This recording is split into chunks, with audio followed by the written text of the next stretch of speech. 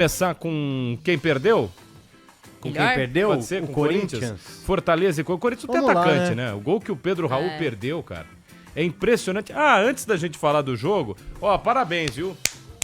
Não é só pro Palmeiras, não. Os caras recusaram uma proposta lá atrás do Nottingham Forest, que acho que era de 25 milhões de libras, 25 milhões de euros pelo Wesley, porque queriam mais.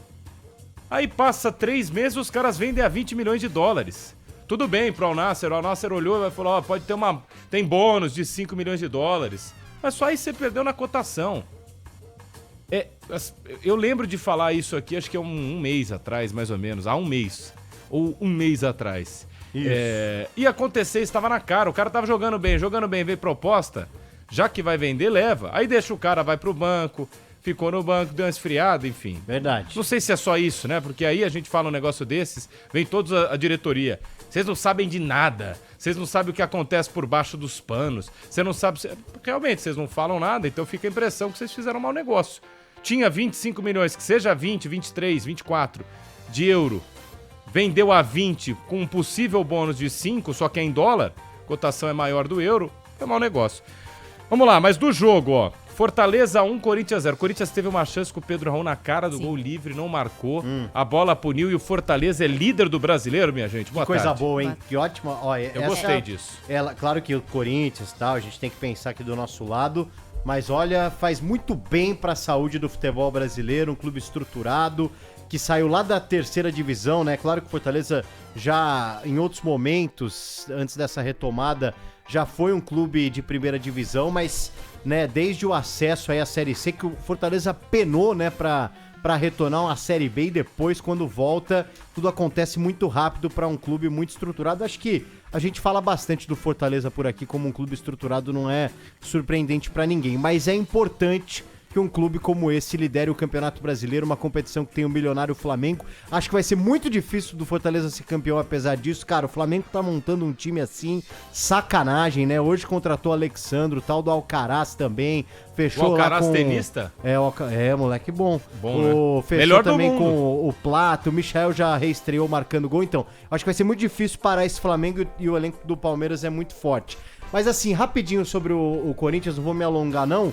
Ontem não era jogo pro Corinthians considerar, hoje são realidades completamente diferentes. Ontem era jogo pro Corinthians tentar alguma coisa e quase que acontece, O empate né? era bom, PDV. O empate era bom, exatamente. A grande questão, Martelli, ontem ficou clara a diferença entre elencos e trabalhos. Porque, cara, tava um jogo chato, tava um jogo truncado, um jogo até igual, o Corinthians tava conseguindo fazer frente, mas o Fortaleza tem peças, o Fortaleza tem...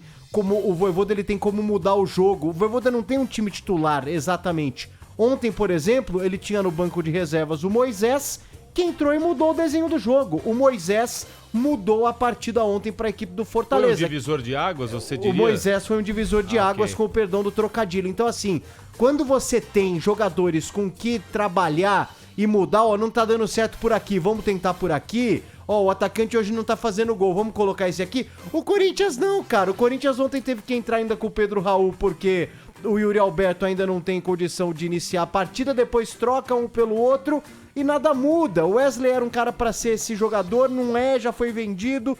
Então, assim, ontem Corinthians... ficou claro porque o Fortaleza é líder e o Corinthians está na zona do rebaixamento, porque você tem peças no elenco pra mudar a história e o desenho de uma partida. Simples assim.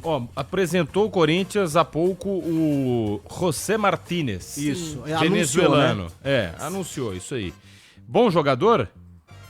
Até o fim de 2027. Eu também não conheço. Não conheço. Deixa eu ver aqui se ele teve passagem por seleção, José Martínez. Teve sim. Porque eu tô lembrando, eu acho que ele passou sim por seleção. Acho que ele tava na última Copa América. E ele tava ele não tava lá nos Estados Unidos, não? Tava. Foi um era acordo isso. entre MLS. os dois clubes. MLS. Isso. MLS, 2024, 16 partidas, nenhum gol, uma assistência. Mas o cara é volante, né? Então não dá pra cobrar gol. 30 anos. Nós não vamos repatriar jogador com mais de 30 anos. Falaram isso? Eu não sei, 30 anos acho que ainda dá. Tá, Não vou opa, ficar hoje pegando pra mim, 30 anos de futebol brasileiro não vou ficar pegando o pé da diretoria, não, também. Trouxe cara de 30 anos, mas não dá pra saber, vamos esperar. É um contrato até 2027 também, né? Até o fim de 2027. 33 anos. E o Corinthians também divulgou os valores para mercado nacional e mercado internacional. Quanto? Mercado nacional, 300 milhões de reais. Ah, não, essa multa. Isso, mas isso, veio isso. por quanto? É o quê? Empréstimo? Não divulgou. Corinthians anuncia, deixa eu ver aqui, ó. O atleta pertencia ao Philadelphia Union e chega ao Timão com contrato válido até 31 de dezembro. É isso, ó. Sua multa, o que você falou, a multa rescisória tá aqui, E 100 mas milhões eu tô de euros informando. pra Europa. Mas se chega até 2027 é contrato, não é empréstimo, não. É do Emprestar Corinthians. 3 anos não é vai. difícil, hein? Aí não. Aí, Pô, é uma boa, hein? olha... Quem nunca pegou um empréstimo de 3 anos? Às vezes pegou até o maior, viu? Os Mas juros, por aí, os juros. Ô, Gabi, algo a declarar sobre o jogo do Corinthians? Tô vendo muita gente aqui no YouTube, ó, dá o like, participa, manda a transmissão pros seus amigos nos grupos de WhatsApp, a Rádio Bandeirantes São Paulo também, no 11999048756, quer te ouvir, mande sua mensagem. Eu acho constrangedor o quanto o Garro tem que se esforçar muito nesse time que simplesmente não consegue marcar gol. É bizarro a quantidade de oportunidades que o Garro consegue criar. Até o Thales Magno ontem também, tentando criar oportunidades. E os finalizadores do time não conseguem fazer isso. Chega até a ser um pouco constrangedor e aí a gente começa a se questionar. O Corinthians precisa de um camisa 9 agora também, precisa contratar um outro jogador. Já tem 2 no time que não conseguem resolver. Precisa de mais um cara, porque esse homem que fazia os gols pro Corinthians era o Romero. Mas ontem ele também não conseguiu fazer. O Yuri Alberto ainda não tá em condições. O Pedro Raul, meu Deus do céu, às vezes ele prefere fazer pedir uma falta do que fazer o gol. Meu Deus. Às vezes ele tá ali, ó, na cara do gol e ele prefere fazer uma falta, qualquer toque ele já cai e isso prejudica muito o time. E o Garro parece que é um jogador sozinho ali, né? Porque ele cria as oportunidades. Ele é o grande jogador do Corinthians. E aí fica pior ainda quando você vê o Thales Magno no banco de reservas já, porque ele sai sentindo dores no ombro, aí coloca o ombro no lugar e o Ramon Dias insiste pra ele voltar, praticamente implorando pro Thales Magno voltar pro jogo, porque ele não tem essas opções no banco de reservas do Corinthians pra fazer o time criar mais oportunidades. Porque ontem, pra quem vê o resultado e vê o Fortaleza lá na liderança do campeonato, pensa que o Fortaleza até dominou o Corinthians. Mas não foi isso que aconteceu. O Corinthians ontem jogou muito bem. É mais um jogo que o Corinthians atua bem e não consegue ter esse resultado. Pra mim, o problema maior do Corinthians hoje tá nesse cara finalizador. Você tem 2 opções ali, né? Que seria o Yuri Alberto e o Pedro Raul. Chegando aí. E o Pedro Raul, mas esses caras, eles não conseguem fazer isso. Porque por mais que o Yuri Alberto não esteja hoje atuando pelo Corinthians, o Yuri Alberto mesmo quando joga tem muita dificuldade. Então, assim, você vê que o time tem problemas e o cara que poderia solucionar esse problema, ele também não tá jogando. Então, pra mim, o Corinthians precisa ajustar nesse aspecto. Antes tinha um problema no Corinthians inteiro, né? Era um coletivo, a defesa, o meio e o ataque. Tanto que, precisa de um lateral.